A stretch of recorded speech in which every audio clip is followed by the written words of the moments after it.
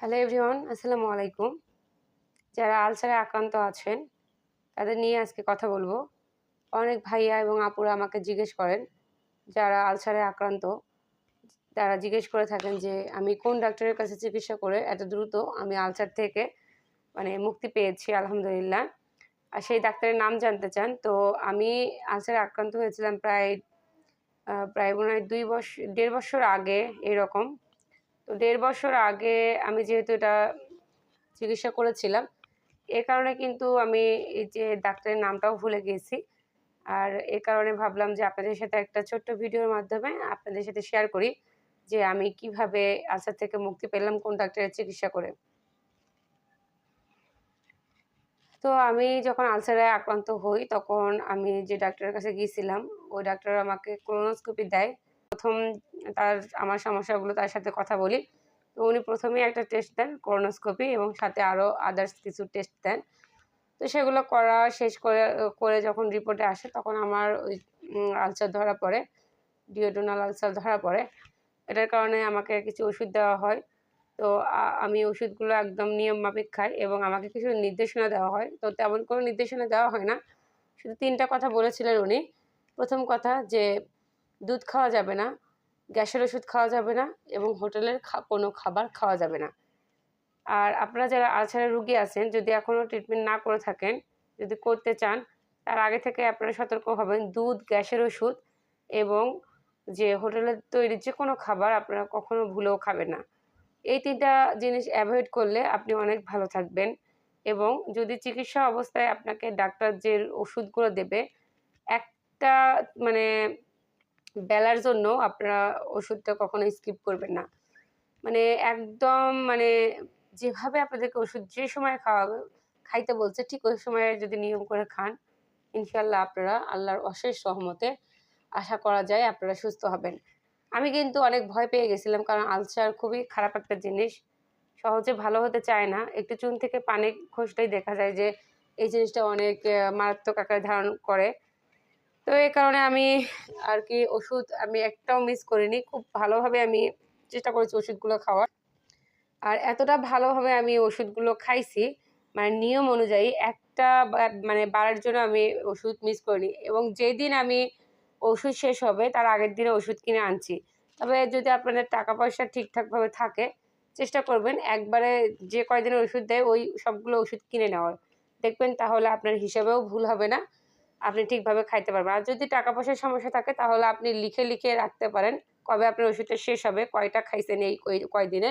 তখন আপনি ওই ডেট অনুযায়ী আবার যেদিন শেষ হবে তার আগের দিন আবার ওষুধটা নিয়ে আসবেন। একটা দিনের জন্য আপনি গ্যাপ করবেন না, বিশেষ করে আলসারের ওষুধগুলো।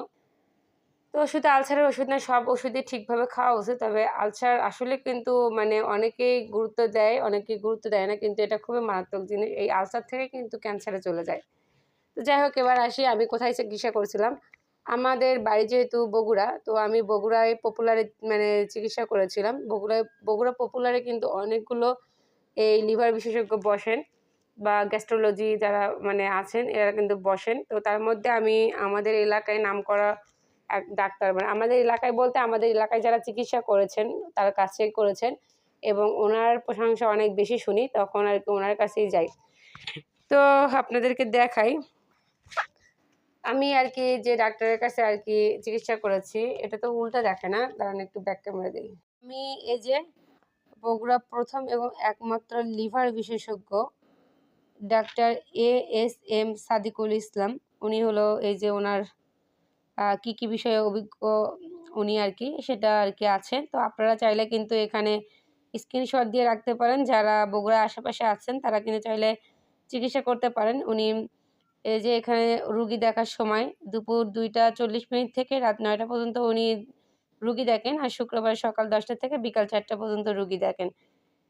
পপুলার ডায়াগনস্টিক সেন্টার ওই যে ঠনঠনিয়া শেরপুর রোড, ভাই পাগলা মাজারের পশ্চিমে, বগুড়া। সিরিয়ালের জন্য আপনাকে যোগাযোগ করতে হবে। এই যে এখানে দেওয়া যে নাম্বারটা আছে, আপনারা চাইলে স্ক্রিনশট দিয়ে এটার সাথে সিরিয়াল দেওয়ার জন্য কথা বলতে পারেন। কারণ ওনার অনেক বেশি লোক হয়।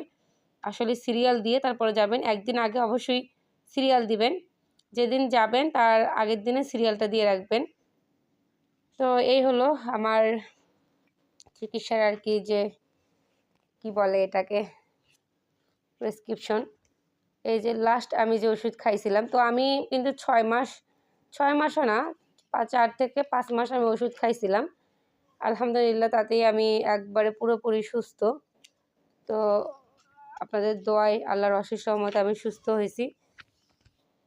এই যে এখানে লেখাই আছে দুধ, গ্যাসের ওষুধ আর হোটেলের খাবার, আর একটু আবার একটা আছে অতিরিক্ত খাদ্য, মানে একবারে বেশি মানে অতিরিক্ত খাবার খেয়ে ফেলবেন না, আবার একটু চেষ্টা করবেন যে আপনি আরও 1 প্লেট খেতে পারবেন, এই অবস্থাতে খাবারটা অ্যাভয়েড করা। হ্যাঁ, তো আশা করি বুঝতে পেরেছেন। এই যে তো আমার এখানে সব টেস্টগুলো আছে, কোলোনোস্কোপি। তো এই তো আপনাদেরকে দেখিয়ে দিলাম, আপনারা চাইলে স্ক্রিনশট দিয়ে এটা রাখতে পারেন। তো আপনাদেরকে দেখিয়ে দিলাম, আপনারা চাইলে ওই নাম্বারে যোগাযোগ করে আপনারা ট্রিটমেন্ট করতে পারেন যারা বগুড়ার আশেপাশে আছেন। উনি উনি আমাদের এলাকায় যতগুলো লোকের চিকিৎসা করেছেন তারা একদম আলহামদুলিল্লাহ পুরোপুরি সুস্থ। আলসার বিষয়ে কোনো মনে হয় যে তাদের মনে হয় কোনো সমস্যাই ছিল না এরকম, যেমন আমি আলহামদুলিল্লাহ অনেক সুস্থ হয়ে গেছি, ভালো আছি, একদম ওই ধরনের কোনো সমস্যাই আমার নাই। তো আপনারাও চেষ্টা করবেন আমি যেভাবে বললাম ওষুধ ঠিকভাবে খাইতে, এবং যে নির্দেশনা দেয় অতিরিক্ত খাবার, দুধ, গ্যাসের ওষুধ এবং হোটেলের খাবারটা এগুলো একটু স্কিপ করবেন। তেল জাতীয় জিনিসটা একটু স্কিপ করবেন। আর বাসি জিনিসগুলো না খাওয়াই ভালো, কারণ বাসি জিনিসটার থেকে গ্যাসের সমস্যা হয়, আর এটা গ্যাস থেকেই মূলত এই আলসারের সৃষ্টি হয়। তো সবাই ভালো থাকবেন, সুস্থ থাকবেন। আশা করি আপনারা একটু হলেও উপকৃত হবেন আজকের এই ভিডিওটা দেখে। আর আমার ভিডিওতে একটি লাইক করবেন, আপনার একটি লাইকের কারণে আমার এই ভিডিওটা আরও 2-1 জনের কাছে পৌঁছে যাবে যারা উপকৃত হতে পারবে ইনশাল্লাহ। তো আজকের মতো এখানেই বিদায় নিচ্ছি। আপনাদের জন্য দোয়া রইল, আল্লাহ আপনাদেরকে সুস্থ রাখুক, আমার জন্য দোয়া করবেন, আর ভালো থাকবেন সবাই। আসসালামু আলাইকুম।